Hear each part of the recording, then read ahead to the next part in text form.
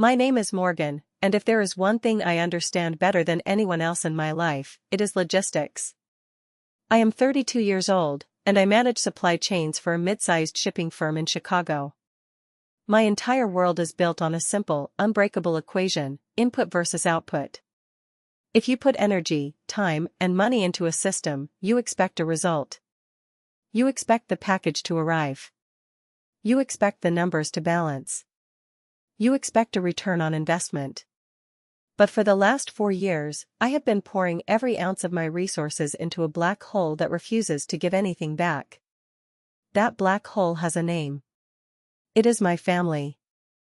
It was a Saturday afternoon, the kind of crisp autumn day that normal people spend walking in the park or drinking pumpkin spice lattes. I was not doing either of those things. Instead, I was on my knees under a kitchen sink that smelled like rotting spinach and old grease. "You're stripping the screw, Morgan," my mother, Brenda, said. She was standing directly behind me, leaning against the counter with her arms crossed. She wasn't handing me tools. She wasn't holding a flashlight. She was just supervising. "I am not stripping the screw, Mom," I grunted, twisting the wrench with slipping, greasy fingers. "The disposal unit is rusted through. You need a new one. This is literally 20 years old." "We can't afford a new one," Brenda sighed, the sound heavy with that practiced martyrdom she had perfected over decades. "Just fix it. Your father always knew how to fix it." I froze. My father, Jim, had been dead for 4 years. Since the day he passed, his ghost had been weaponized against me in every argument. If I didn't want to drive an hour to mow her lawn, Dad would have done it. If I didn't want to pay for a new roof, Dad would have found a way. I wiped a smear of sludge from my cheek, trying not to ruin the silk blouse I was wearing. I hadn't even had time to change after work before she called me in a panic, claiming the kitchen was flooding. It wasn't flooding. It was a slow drip. But to Brenda, every minor inconvenience was a catastrophe that required my immediate, physical presence. The back door opened, letting in a breeze and the sound of high heels clicking on the tile. "Ew," a voice said from the doorway. "It smells like wet dog in here." I twisted my neck to see my older sister, Kelsey. At 35, Kelsey was the golden child. She walked in looking like she had just stepped out of a catalog: perfect hair, oversized sunglasses, and holding a violently orange iced coffee. She wasn't alone. My 5-year-old niece, Kaylee, trailed behind her, glued to an iPad. "Hi, Kelsey," I said, my voice strained from the physical exertion.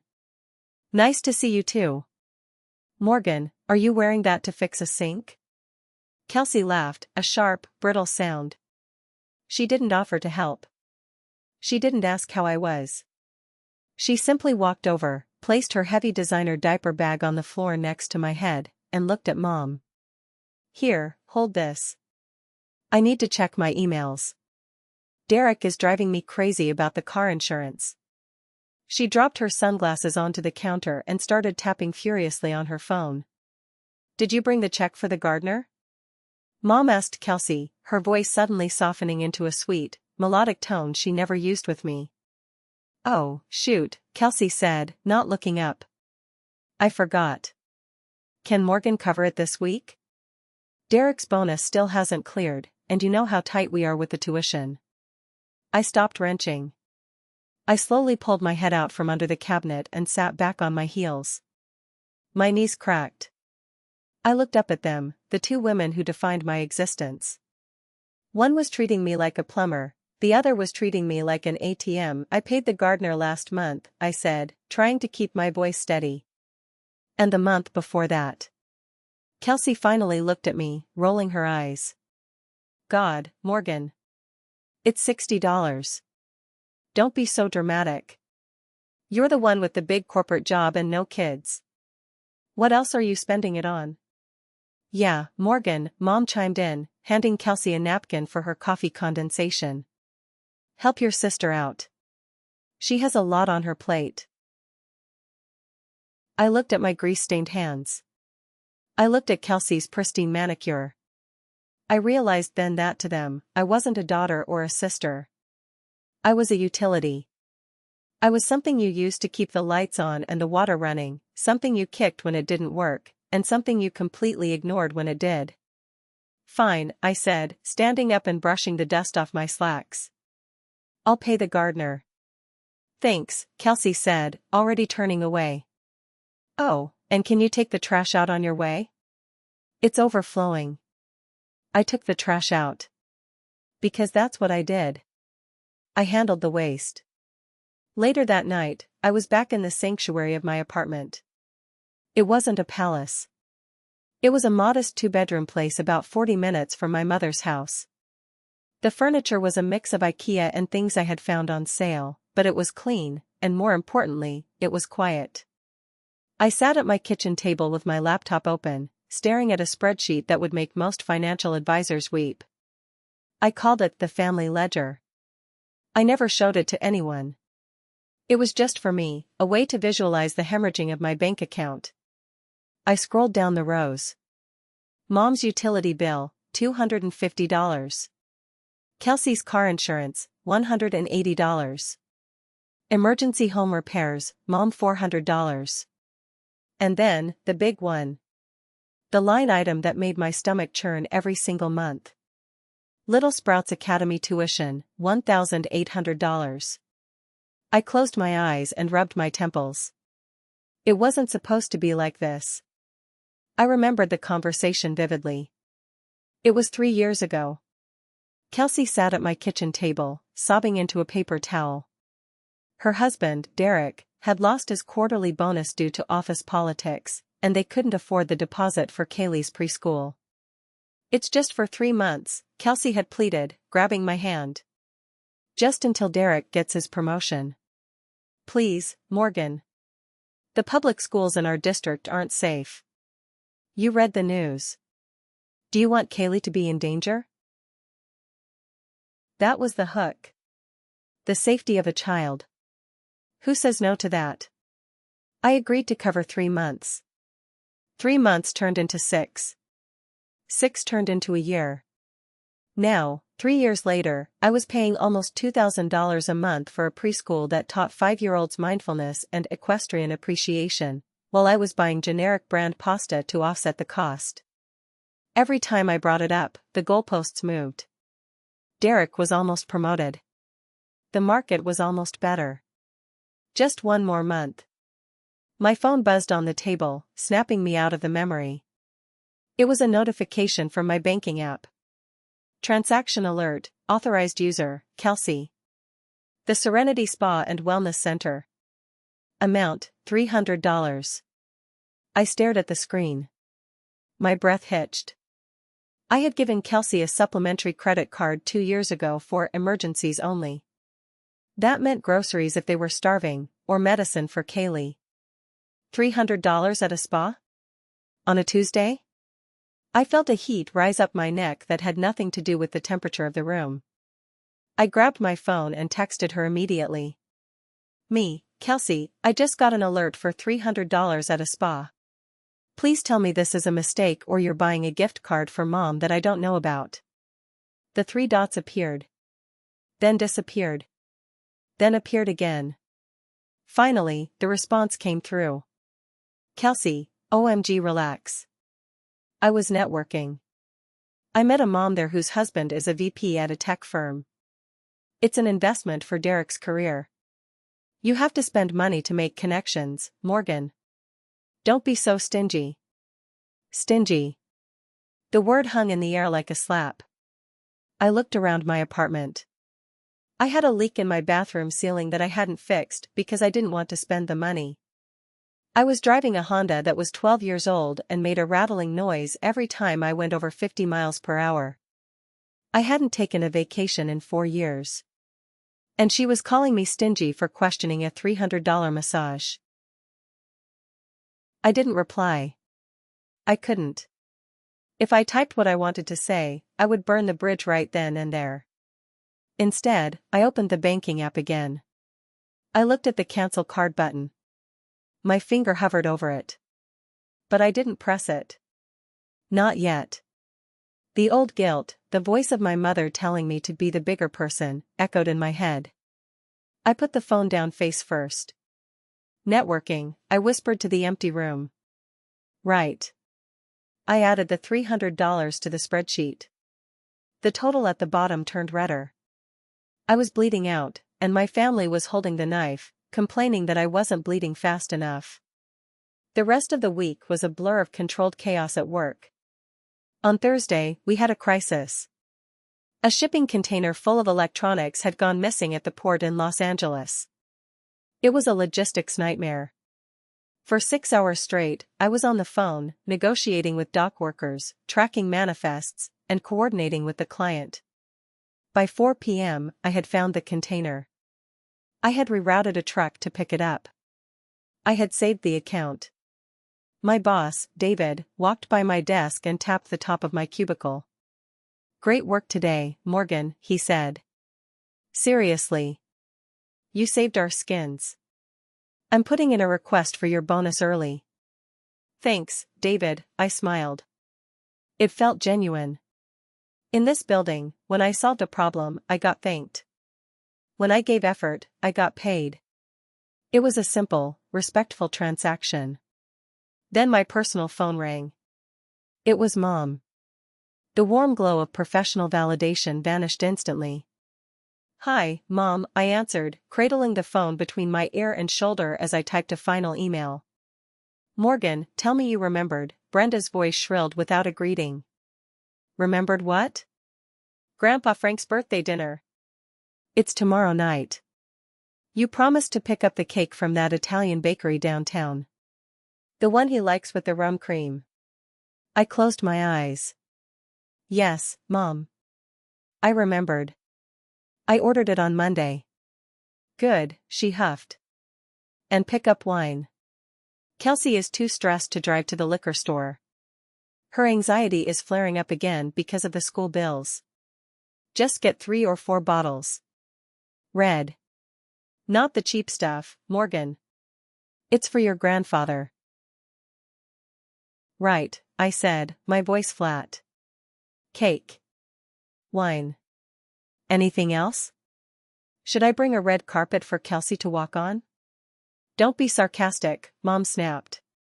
"It's unbecoming. We'll see you at 6. Don't be late. You know how Frank gets when people are late." She hung up. "No, how was your day?" "No, thanks for buying the expensive cake. Just orders." I sat there in my office chair, the silence of the disconnected call buzzing in my ear. I opened my calculator app. I did a quick sum. Between the tuition, the bills, the loans that were never repaid, the emergency groceries, and the stolen spa days, I had spent roughly $62,000 on my mother and sister in the last 3 years. $62,000. That was a down payment on a house. That was a master's degree. That was a trip around the world. That was my freedom. I looked at the bonus request form on my desk that my boss had left.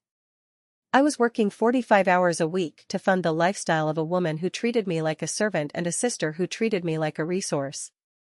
I stood up and walked to the window, looking out at the Chicago skyline. The anger that had been simmering in my gut for years began to change. It cooled down. It hardened.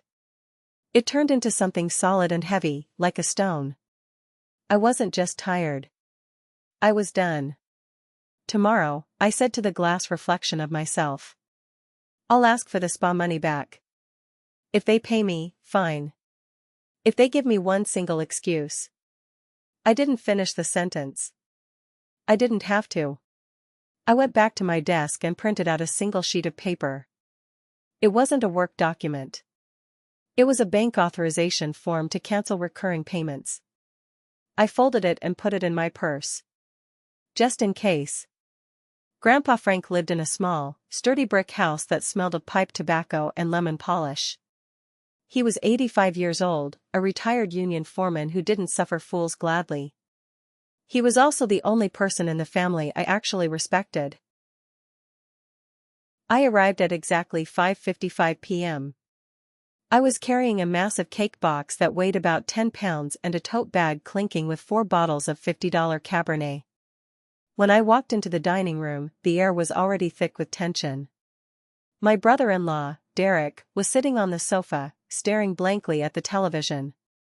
He was a soft man, the kind who avoided conflict by simply ceasing to exist in the room. He didn't look up when I entered. Finally, Kelsey's voice cut through the air. She was sitting at the dining table, already picking at the bread basket. We were starving. Did you hit traffic or just poor time management?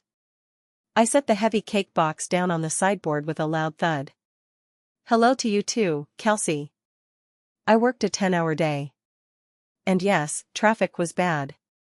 Excuses, she murmured, pouring herself a glass of water.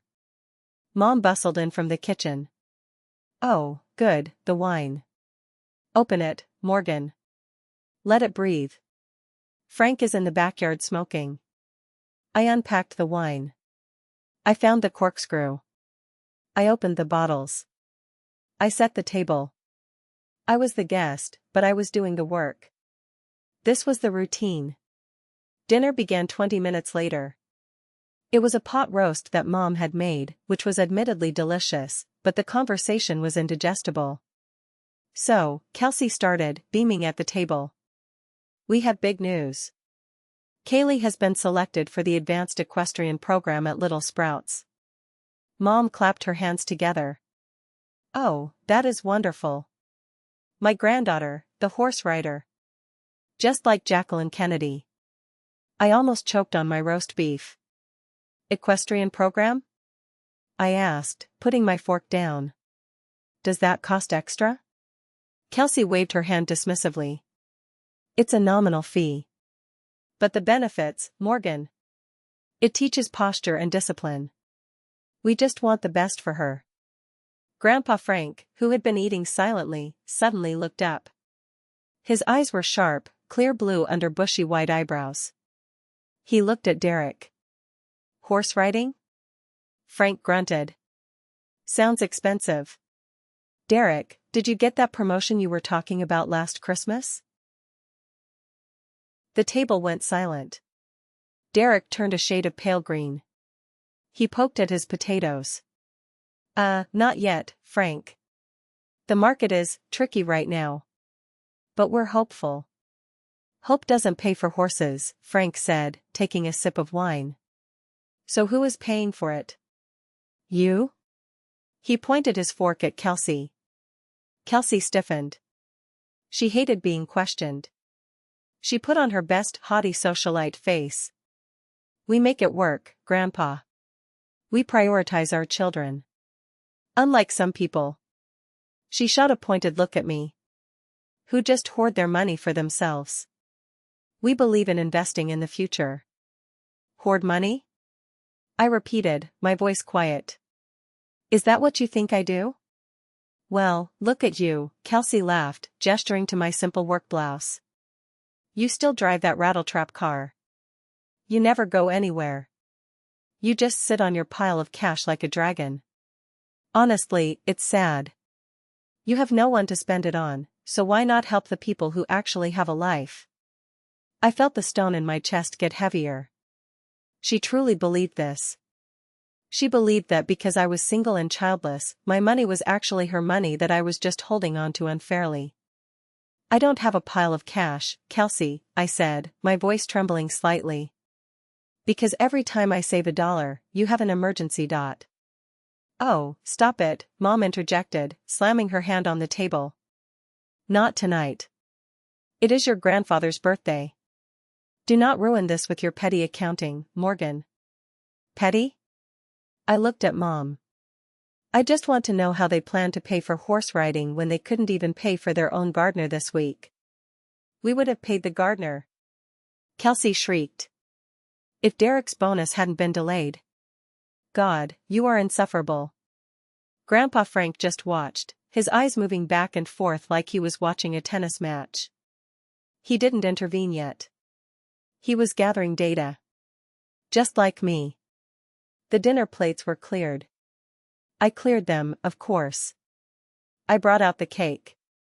I lit the candles. We sang happy birthday to Frank. He blew them out with one strong breath. As I was cutting the cake, serving everyone else first, naturally, I decided it was time.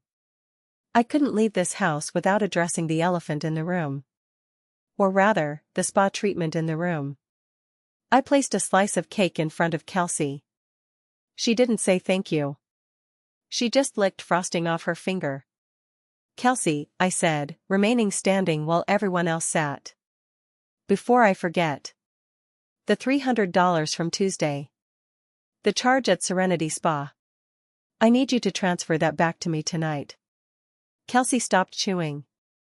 She looked at Derek, then at Mom, and finally at me with a look of pure incredulity. Are you serious? She asked. Now? You're doing this now?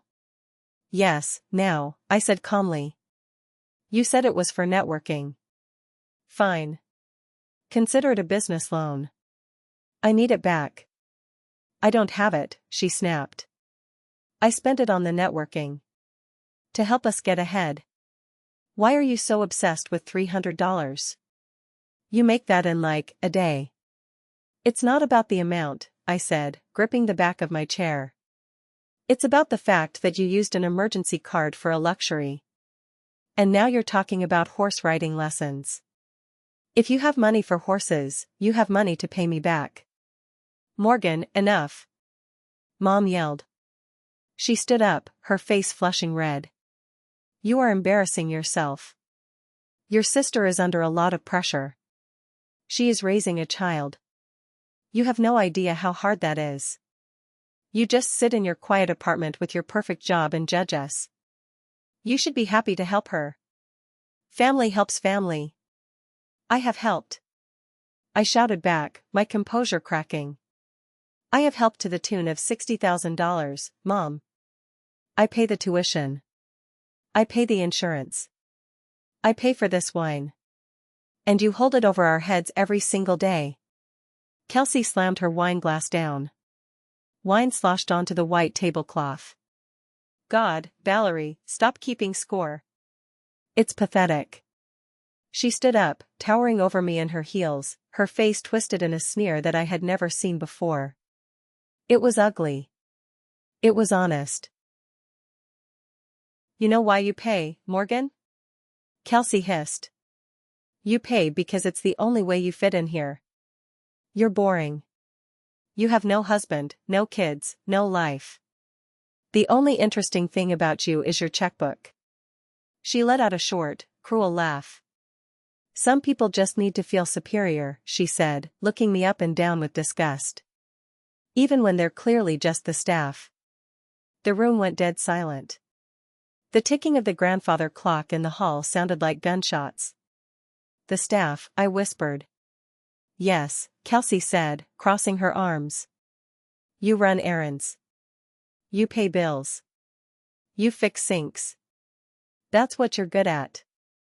Just be happy you're useful, Morgan. Otherwise, why would we even need you around? I looked at Mom. I waited for her to defend me. I waited for her to slap Kelsey, or yell, or do anything. Mom just looked down at her cake. She picked up her fork. She didn't look at me. She was accepting it. She agreed. In her mind, I was the mule, and Kelsey was the prize pony. As long as the mule kept pulling the cart, she didn't care if the pony kicked it. I looked at Grandpa Frank. He wasn't looking down. He was looking straight at me. He didn't speak. He just raised his eyebrows slightly, as if to say, well? What are you going to do about it? Something inside me didn't just break. It evaporated. The guilt, the obligation, the desperate need for their approval, it all turned into smoke and drifted away. I felt a strange sensation on my face. My lips were curling upward. I was smiling. Perfect, I said. My voice wasn't loud. It was terrifyingly cheerful. I reached into my purse and pulled out my phone. The screen glowed bright in the dim dining room. What are you doing? Kelsey asked, her confidence faltering slightly at my reaction. She expected tears. She expected yelling. She didn't expect a smile. I'm accepting my position, I said, tapping the screen. You're right, Kelsey. I've been acting like I'm part of the management team. But I'm just staff. And you know what staff can do that family can't? I opened the banking app. I held the phone up so they could see the blue light reflecting in my eyes. Staff can quit. I tapped authorized users. I tapped Kelsey Parker. I tapped remove. That's the credit card gone, I narrated pleasantly. Hope you didn't have any other networking events planned this week. Kelsey's jaw dropped. You can't do that. I need that for gas. Take the bus, I said. Staff don't pay for gas. I opened the bill pay section. Little Sprouts Academy. Recurring payment, $1,800. And this, I said, hovering my finger over the button. This is the big one. The equestrian program? The mindfulness? The organic snacks? Morgan, don't you dare, Mom gasped, stepping forward. That is for Kaylee. You are punishing a child. No, I said, looking Mom dead in the eye. I'm letting her parents raise her. Isn't that what you always say? Parents know best? I tapped cancel recurring payment. A confirmation box popped up. Are you sure? Yes, I said aloud. I am very sure. I tapped confirm. Payment cancelled. There, I said, sliding the phone back into my purse.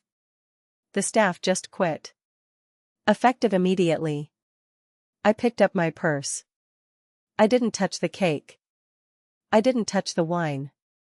Good luck with the tuition tomorrow, I said to the room at large. I hear they have a very strict late payment policy. I turned to leave. Morgan. Mom screamed. If you walk out that door, don't you bother coming back. I stopped at the doorway. I looked back at them one last time. Kelsey was frantically checking her phone, her face pale as the notification likely hit her screen. Derek looked like he was about to vomit. Mom looked like she had seen a ghost. And Grandpa Frank? Grandpa Frank raised his wine glass in a silent toast. He took a sip, hiding a small, satisfied smirk behind the crystal rim. Don't worry, Mom, I said. I won't. I walked out into the cool night air. I got into my rattling, 12-year-old Honda. As I started the engine, I realized my hands weren't shaking. For the first time in 4 years, the stone in my chest was gone. Wow. Talk about a mic drop moment. Morgan really just flipped the switch on them. Before we find out how Kelsey handles the reality check, and trust me, it gets messy, please take a second to hit that like button. And if you're enjoying the story, subscribe to the channel. Also, drop a comment below with the name of the city you are watching from. I want to see how far Morgan's story is traveling. Each comment helps the video spread to more people. Thank you so much. The drive home from Grandpa Frank's house usually took 40 minutes. That night, I made it in 30. I drove in silence, no radio, no podcasts, just the hum of the tires on the asphalt and the racing of my own heart. I kept checking the rearview mirror, half expecting to see Kelsey's SUV tailgating me, high beams flashing. But the road behind me was empty. When I walked into my apartment, the silence that greeted me felt different. Usually, it felt lonely. Tonight, it felt like a fortress. I locked the deadbolt. I threw my keys on the counter. Then, I made the mistake of looking at my phone. It was vibrating so hard it was actually moving across the granite countertop. 14 missed calls, Mom. 6 missed calls, Kelsey. 22 new text messages. I picked it up, my thumb hovering over the screen. I knew I shouldn't look. I knew the smart thing to do was to turn it off and go to bed. But old habits die hard. I needed to know the blast radius of the bomb I had just dropped. I opened the text thread with Kelsey first. Kelsey, 8:02 p.m. You think you're so funny? Turn the card back on now. Kelsey, 8:05 p.m. I'm at the gas station. It declined. I have Kaylee in the car. Do you want your niece to freeze? Kelsey, 8:15 p.m. I know you're reading this. You are a selfish, bitter bitch. Kelsey, 8:30 p.m. Mom is crying. She says her chest hurts.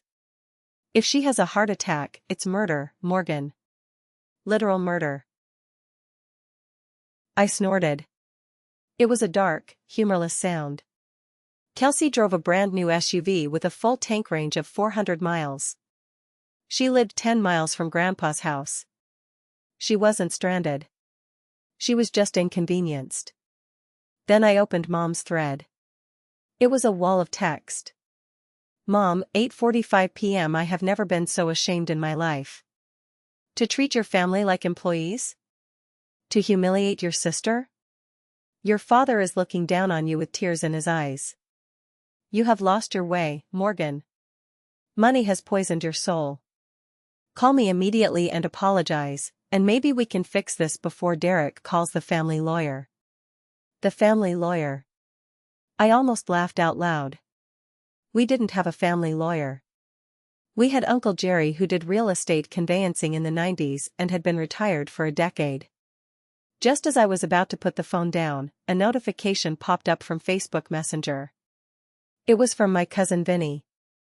I hadn't spoken to Vinny in 3 years, mostly because he only contacted people when he was selling a new multi-level marketing supplement. Vinny, hey cuz. Just saw Kelsey's status. Pretty messed up to leave a single mom high and dry.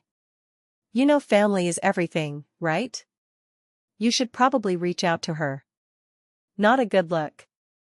I felt a flash of heat in my cheeks. Kelsey had posted about it?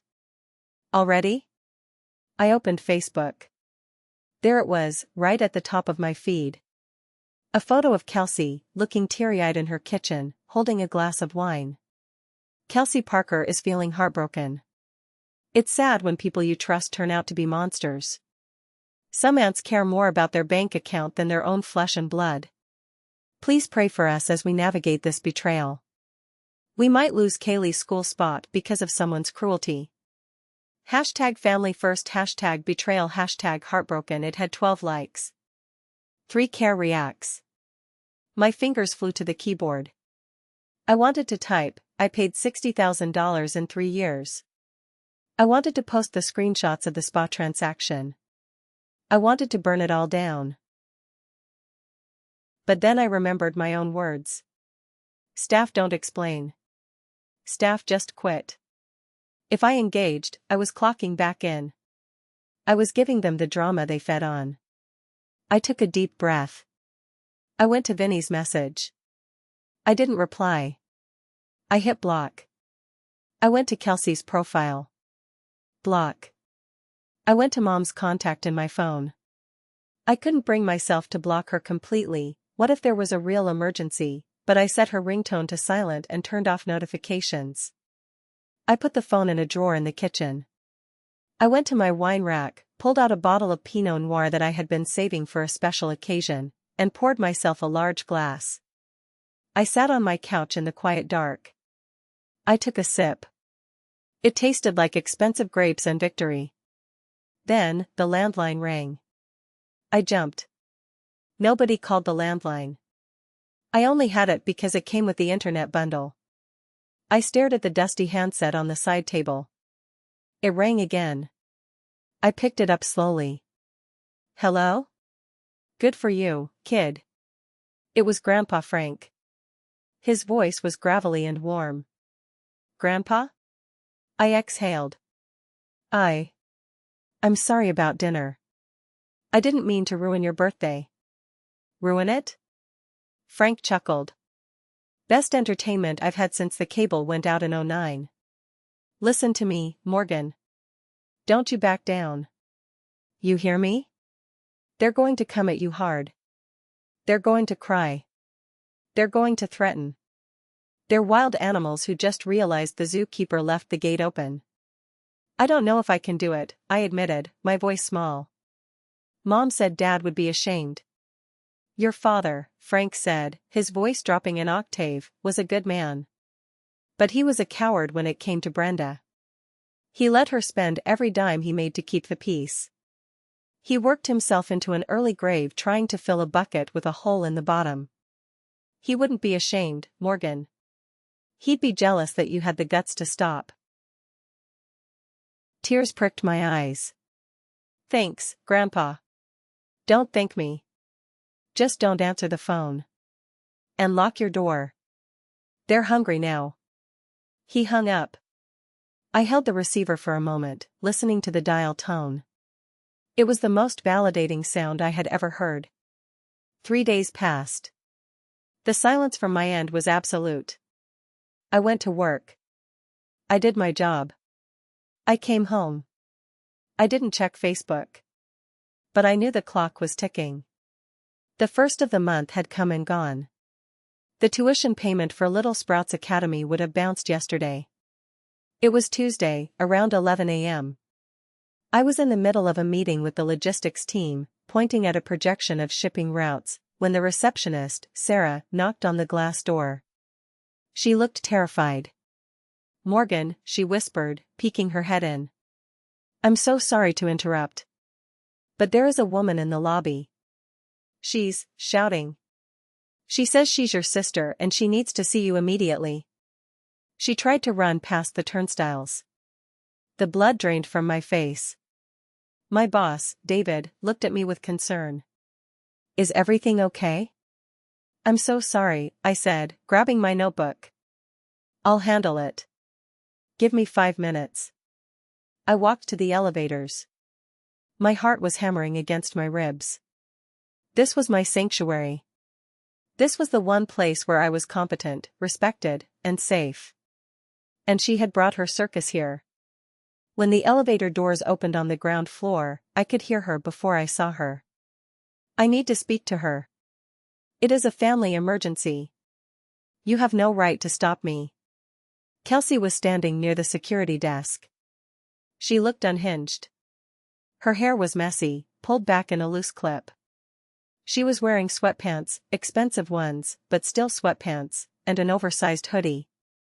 She was red-faced, screaming at Mike, the security guard who usually gave me a fist bump in the mornings. I took a deep breath. I straightened my blazer. I put on my project manager face. I walked across the marble floor, my heels clicking loudly. Kelsey, I said. My voice was calm, projecting authority. She spun around. Her eyes were wild. You, she shrieked, pointing a finger at me. You ignored my calls. Do you know what happened today? Do you? Lower your voice, I said, stopping 10 feet away from her. You are in a place of business. You are embarrassing yourself. Embarrassing myself? She laughed hysterically. The school called me, Morgan. They called me while I was in the drop-off line. They said the payment failed.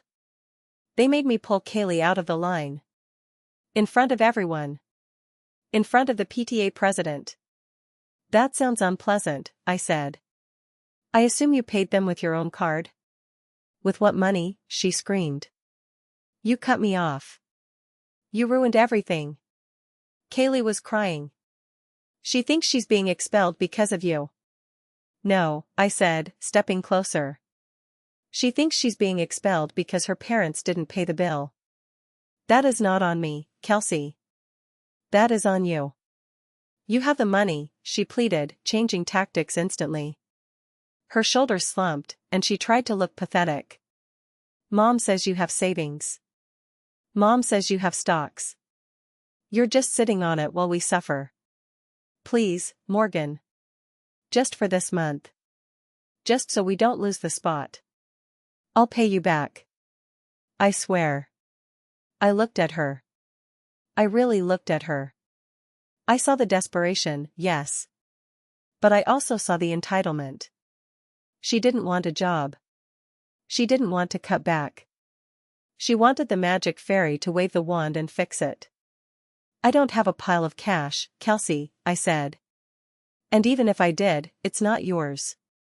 You called me staff, remember? Staff don't pay the CEO's bills. I didn't mean it, she cried, reaching out to grab my arm. Mike, the security guard, stepped forward. Ma'am, do not touch the employee. Kelsey recoiled. She's my sister. I'm asking you to leave, I said coldly. If you don't, Mike will escort you out. And if you come back here, I will file a restraining order. Do not bring your drama to my job. Kelsey stared at me. Her mouth opened and closed. She looked around the lobby, seeing the receptionist staring, the delivery guys watching. The shame finally hit her. You're a monster, she hissed. Mom was right. You're cold. You're dead inside. Maybe, I said. But my bills are paid. She turned and ran. She actually ran out the revolving doors. I stood there for a moment, shaking. Mike looked at me. You okay, Morgan? I'm fine, Mike, I said, smoothing my blazer. Sorry about the disturbance. It won't happen again. I walked back to the elevators. I didn't cry. I felt a strange, vibrating energy in my veins. It was the feeling of a boundary holding firm under pressure. It was the feeling of steel. The adrenaline from the lobby showdown lasted about 24 hours. Then, the crash came. The next week was a blur of gray depression. It turns out, when you spend your whole life being the fixer, stopping cold turkey has side effects. I felt phantom vibrations in my pocket, expecting a crisis text. I woke up at 3 a.m. wondering if Mom's roof was leaking. I worried about Kaylee. Was she really kicked out? Was she at a public school? Was she okay? The silence was the worst part. I had blocked them, yes, but the lack of noise left a vacuum that my brain filled with guilt. Maybe I was too harsh. Maybe I should have given them a month's notice. Maybe I am the villain. By Friday night, I was weak. I was sitting on my couch, a glass of wine in hand, staring at the unblock button on Mom's contact. Just one call. Just to check. Just to make sure they weren't starving. My thumb hovered. I was an addict reaching for the needle. Then, my phone actually rang. I jumped. It wasn't Mom. It was a number I didn't recognize, but the area code was local. I answered cautiously. Hello? Morgan? It's Aunt Shirley. I blinked. Shirley? My mother's younger sister. I hadn't seen Aunt Shirley in 2 years. She was the black sheep of the family, mostly because she moved to the other side of the city, married a jazz musician, and refused to participate in Brenda's pity parties. Aunt Shirley? I sat up straighter. Is Mom okay? Your mother is fine, Shirley said. Her voice was sharp, dry, and sounded like cigarette smoke. She's currently posting on Facebook about how she's a victim of elder abuse because her daughter won't pay for her premium cable package. I assume that daughter is you? I let out a breath I didn't know I was holding. Yeah. That's me. Good, Shirley said. It's about time someone cut off the tap. But listen, Morgan. I'm not calling to gossip. I'm calling because I heard what happened at the birthday dinner. Frank told me. Oh, I said. Yeah. It was a scene. He told me you stopped paying the tuition. And that Kelsey is losing her mind. Shirley paused. Morgan, are you sitting down? Yes, I said. Why? Because I need to tell you something. Something I should have told you 4 years ago when your father died. But I promised Jim I wouldn't cause trouble. But seeing what Brenda is doing to you, I can't keep my mouth shut anymore. My stomach dropped. What is it? Not over the phone, Shirley said. Come to my place tomorrow morning. 10 o'clock. Don't tell your mother. And bring any paperwork you have regarding your dad's estate. Whatever Brenda gave you. She didn't give me anything, I said, confused. She said there was no estate. Just debt. Shirley made a noise that sounded like a bark of laughter. Right. Just debt. Of course she said that. Just come over, Morgan. We need to talk about the numbers. The real numbers. She hung up. I stared at the phone. The urge to call Mom vanished, replaced by a cold knot of dread. What real numbers? Aunt Shirley lived in a bungalow on the north side of the city. It was cluttered, colorful, and smelled of incense and old books, the polar opposite of Mom's sterile, beige shrine to martyrdom.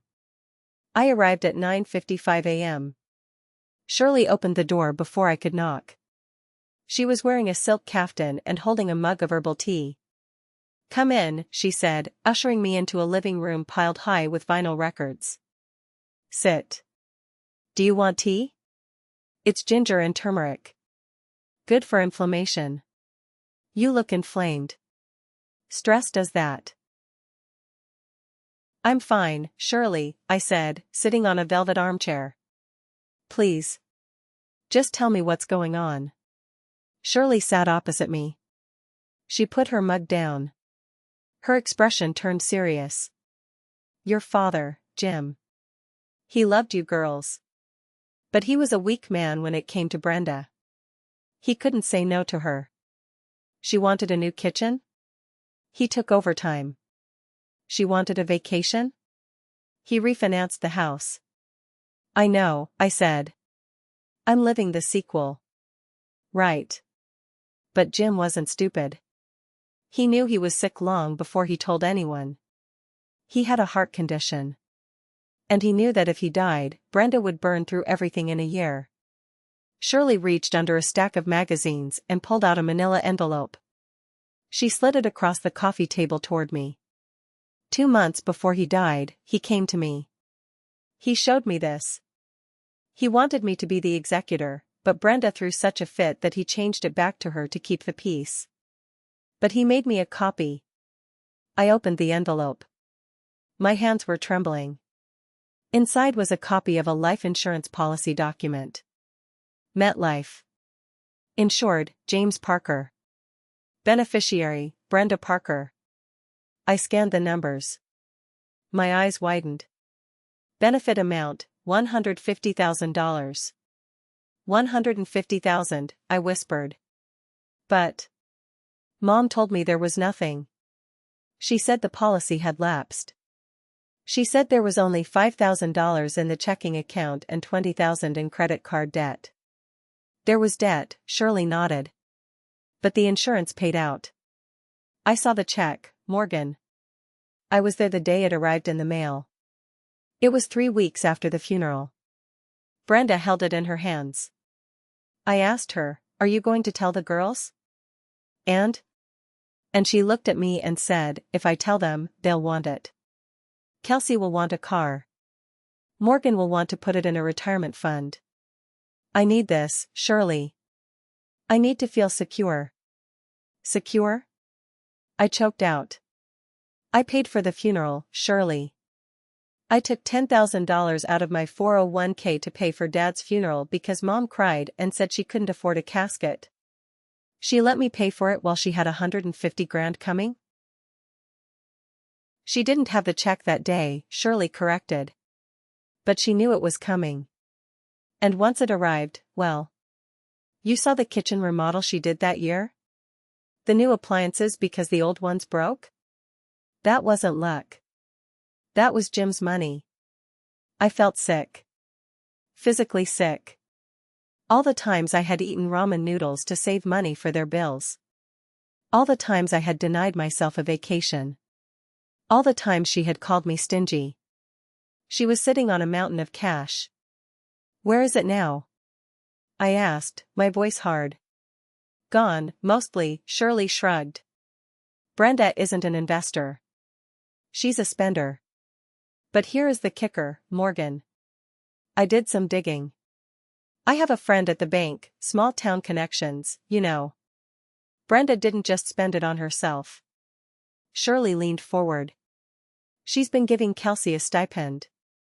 $500 a month. cash. For 3 years. She told Kelsey it was from Grandma's inheritance or some lie. But she made Kelsey promise not to tell you because Morgan would get jealous. I stood up. I couldn't sit anymore. The room was spinning. She played us, I said. She took Dad's money, hid it, made me pay for everything, and then gave Kelsey secret allowances so Kelsey would love her more. Bingo, Shirley said. She bought Kelsey's loyalty with your father's money, and she bought her own security with yours. It's a Ponzi scheme, honey. And you're the investor at the bottom.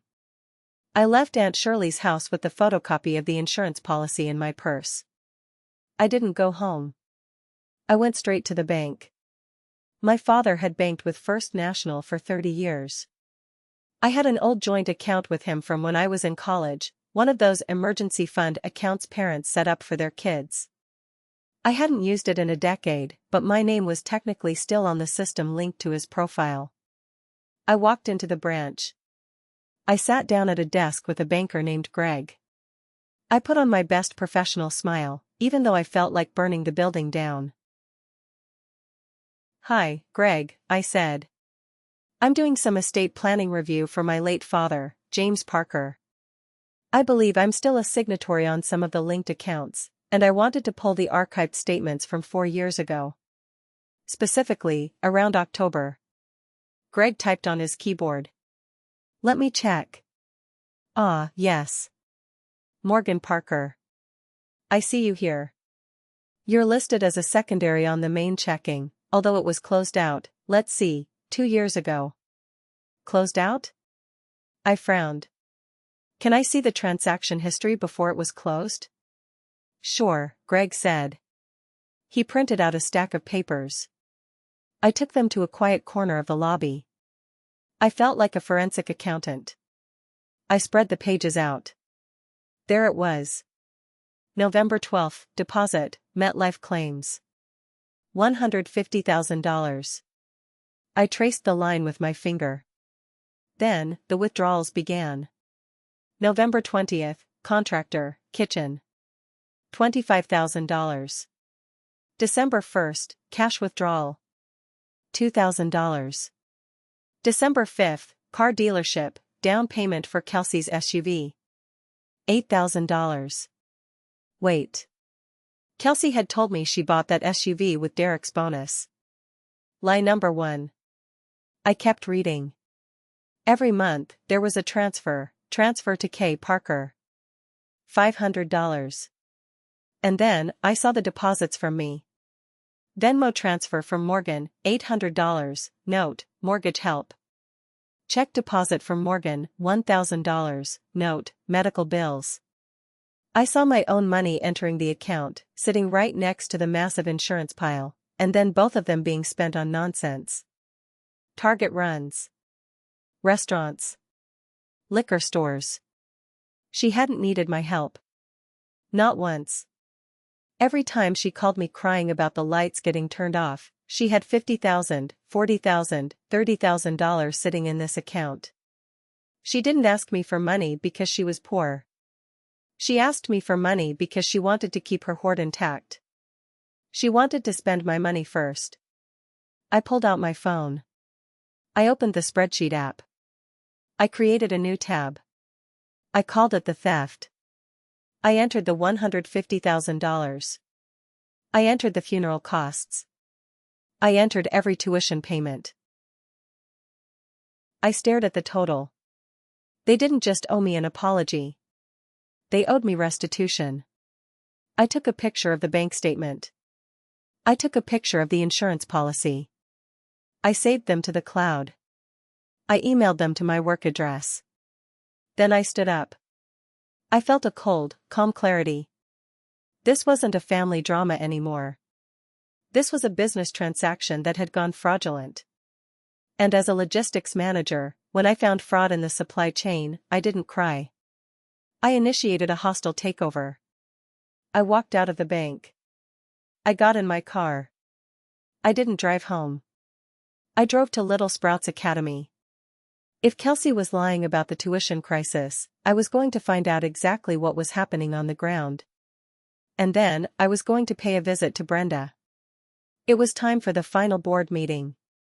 I drove to my mother's house with the windows down, letting the cold air numb the heat in my face. The file folder with the bank statements and insurance policy sat on the passenger seat like a loaded gun. When I pulled into the driveway, I saw Kelsey's SUV parked crookedly on the lawn. Not in the driveway, on the grass. It was a sign of chaos. I walked to the front door. It was unlocked. I didn't knock. I pushed it open and walked straight into the living room. The scene I walked into was almost comical. Mom was sitting on the love seat, clutching a box of tissues. Kelsey was pacing back and forth, holding a glass of wine, at 11 a.m., while her daughter, Kaylee, was sitting in the corner watching cartoons at max volume. "Morgan!" Mom gasped when she saw me. Her eyes lit up with a sudden, desperate hope. "Oh, thank God. You came to your senses. I told Kelsey you wouldn't abandon us. I told her you just needed to cool off." Kelsey stopped pacing. She looked at me warily. "Did you bring a check?" I didn't answer. I walked over to the TV and turned it off. "Hey!" Kaylee protested. "Go play in the backyard, Kaylee," I said gently. "The adults need to talk." Kaylee looked at her mom. Kelsey nodded, distracted. "Go on, sweetie. Go look for squirrels." Once the sliding glass door clicked shut, the silence in the room became heavy. "So," Mom said, wiping her eyes. "I'm glad you're here. We need to discuss the tuition arrears. The school said if we pay by tomorrow, they might reinstate." "Stop," I said. I walked to the coffee table and dropped the manila folder. It hit the wood with a heavy slap. "What is this?" Kelsey asked, eyeing the folder. "It's an audit," I said. "I went to the bank today. I pulled Dad's old records. And I spoke to Aunt Shirley." Mom went pale. The color drained from her face so fast she looked like wax. You spoke to Shirley?" "That woman is a liar. She's jealous of me." "She's not a liar," I said. "And neither are the bank statements." I opened the folder. I spread the papers out like a royal flush. $150,000, Mom, I said, pointing to the deposit line. "That's what Dad left us. November 12th, 4 years ago." Kelsey frowned, stepping closer. "What?" "Mom said Dad died in debt. She said the house was underwater." "She lied," I said, looking at Kelsey. "She got the insurance money. And instead of paying off the house or helping us, she spent 25 grand on a kitchen remodel. She spent 8 grand on a down payment for a car." I pointed to another line. "Your car, Kelsey." Kelsey blinked. "But..." Mom said she scraped that money together from her savings. She said she sold her jewelry. "No jewelry was sold," I said. "It was Dad's money. It was our money." I turned back to Mom. She was trembling now, her hands twisting the tissues into shreds. "I had to." Mom cried out, her voice shrill. "I was a widow. I was scared. You girls don't understand. I needed a cushion. I needed to feel safe." "So you stole my inheritance to buy granite countertops?" I asked. "And then you watched me drain my 401k to pay for the funeral? You watched me eat ramen noodles for 3 years to pay for Kaylee's school, while you had 6 figures sitting in the bank?" "I was saving it for you." Mom sobbed. "I was going to give it to you eventually." "Liar," I said. I pointed to the monthly withdrawals. "You were draining it. $500 a month to Kelsey. Cash." "Why cash, Mom?" "So I wouldn't see the transfer?" Kelsey looked up, her eyes wide. "Wait. You told me that 500 was from Grandma's old bond maturing. You made me promise not to tell Morgan because she would be jealous," I finished for her. "She pitted us against each other, Kelsey. She paid you to keep quiet and stay dependent, and she used me to pay the big bills so she didn't have to touch her hoard. Kelsey looked at Mom with a look of pure betrayal. You had money this whole time? When Derek lost his bonus? When we couldn't pay the electric bill? You had $100,000 and you let me beg Morgan? I helped you. Mom shrieked, standing up. I gave you everything I could spare. I am your mother. I deserve some security. You deserve jail, I said calmly. This is fraud. You hid assets from the estate beneficiaries. The word jail hung in the air. Mom froze. I'm done, I said. I'm not paying the tuition. I'm not paying the electric bill. And I want my $10,000 for the funeral back. Plus the $60,000 I spent on your bills. I don't have it. Mom wailed. It's gone. The roof, the car, the trips, it goes so fast. Then sell the house, I said. The room erupted into chaos. Mom was screaming about how I was throwing her on the street. Kelsey was screaming at Mom for lying about the poverty that had defined her marriage. I watched them turn on each other. It was like watching a snake eat its own tail. You selfish brat. Mom yelled at me. I raised you. I gave you life. And then you billed me for it, I said. With interest. I looked at Kelsey. She was crying, but this time it wasn't the fake, manipulative crying she used to get money. It was the real, ugly crying of someone realizing their entire reality was a lie. Kelsey, I said. She looked at me. Her mascara was running down her cheeks. You called me staff, I said. You said I needed to feel useful. Well, here is my final act of service. I'm telling you the truth. Mom isn't poor. She's greedy. And you aren't helpless. You're just lazy. Figure it out. I reached into the folder and pulled out one last piece of paper. It was a printout of a lawyer's contact info, Uncle Jerry's old partner, who was definitely not retired. I'm giving you 1 week, I told Mom. If I don't see a repayment plan for the funeral costs, I'm filing a suit against the estate for mismanagement and fraud. Aunt Shirley is ready to testify. You wouldn't, Mom whispered. Family doesn't sue family. Family doesn't steal from family, I countered. I turned to leave. Morgan. Kelsey called out. Wait. What am I supposed to do about Kaylee? The school kicks her out tomorrow. I paused at the door. I looked back at my sister. For the first time, I didn't see a rival or a villain. I just saw a sad, grown woman who was still waiting for her mommy to fix everything. Public school is free, Kelsey, I said. And the bus stops right at the corner. Maybe it's time Kaylee learned that the world doesn't revolve around ponies. I walked out the door. I didn't slam it. I closed it firmly, hearing the click of the latch. It sounded like the period at the end of a very long, very bad sentence. I got in my car and drove away. I didn't look back at the house. I knew I would never step foot in it again. 3 months later, my life looked completely different. The first change was physical.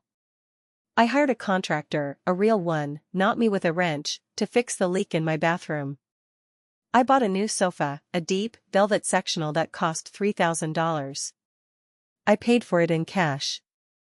It was the most comfortable thing I had ever sat on. The second change was mental.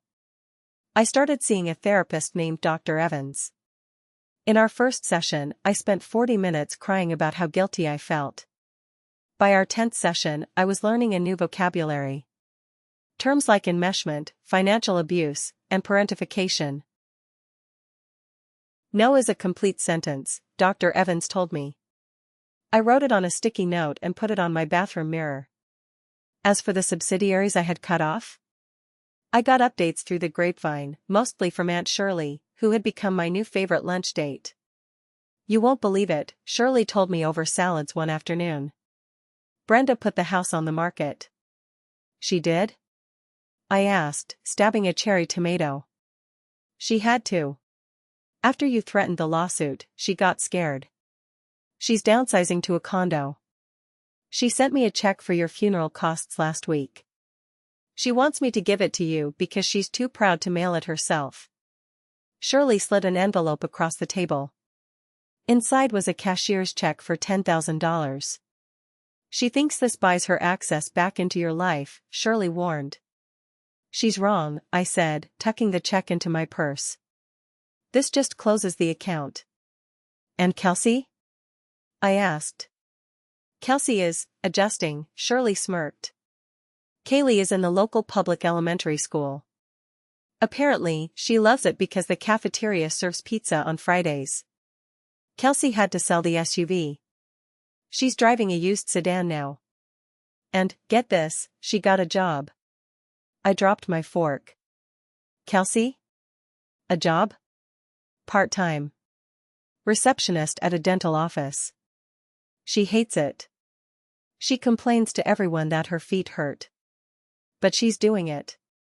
Derek threatened to leave if she didn't help with the bills. I sat back, stunned. For years, I had believed the narrative that they couldn't survive without me. I believed that if I stopped paying, they would starve, homeless and helpless. But they weren't starving. They were just living. They were facing consequences. They were budgeting. They were doing the things adults do. My help hadn't been a lifeline. It had been a crutch. By kicking it away, I hadn't crippled them. I had forced them to walk. Thanksgiving arrived with the usual gray chill of November. For the last decade, Thanksgiving had been my responsibility. I bought the turkey. I cooked the sides. I cleaned the dishes while Kelsey napped and Mom critiqued the stuffing. This year, I was 3,000 miles away. I was sitting on a balcony in Maui, watching the sun dip below the Pacific Ocean. I had a glass of chilled white wine in one hand and a book in the other. The air smelled like plumeria and salt. My phone was on the table. I had kept my promise to myself. I hadn't unblocked them.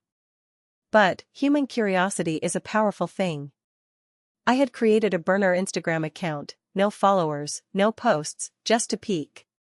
I knew it was petty. I didn't care. I opened the app and searched for Kelsey's handle.